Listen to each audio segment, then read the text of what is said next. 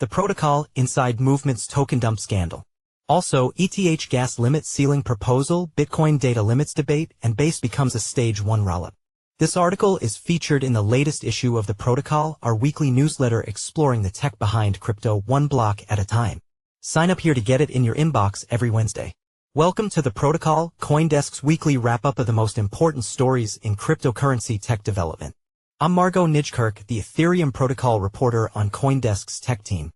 In this issue, Movement's token dump scandal. Movement, a buzzy crypto startup supported by Trump's World Liberty Financial, was rumored to be closing a $100 million Series B round. Instead, following a CoinDesk investigation, the network is now at the center of an insider dealing scandal that has exposed a seedy corner of crypto deal-making. Movement Labs is investigating whether it was misled into signing a market-making agreement that granted an obscure middleman control over 66 million Move tokens, triggering a $38 million sell-off after the token's debut. Internal contracts show Rentech, a firm with no digital footprint, appearing on both sides of the deal, once as a Web3 port subsidiary and once as an agent of Movement Foundation, raising questions about self-dealing.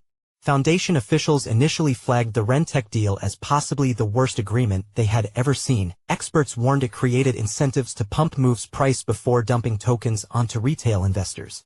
The incident has exposed a rift within the movement's top leadership. Executives, legal counsel, and advisors are all under scrutiny for their roles in facilitating the arrangement despite internal objections. Kessler Read more.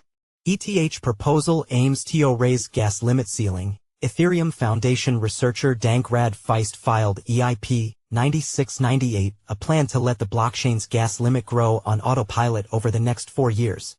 The EIP introduces a deterministic, exponential schedule baked into client defaults, which nudges the gas limit upward by a tiny preset amount every epoch.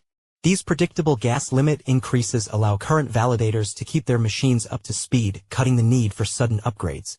If approved and implemented, the gas limit ceiling would climb from 36 million units to roughly 3.6 billion, allowing an estimated 6,000 simple transfers per block and over 2,000 transactions per second, TPS.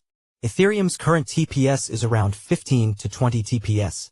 Shoria Malva Read more. Bitcoin blockchain data debates reignites AS developers weigh data limits. Bitcoin developers are again at odds over how the world's oldest and largest blockchain should handle storing information on-chain.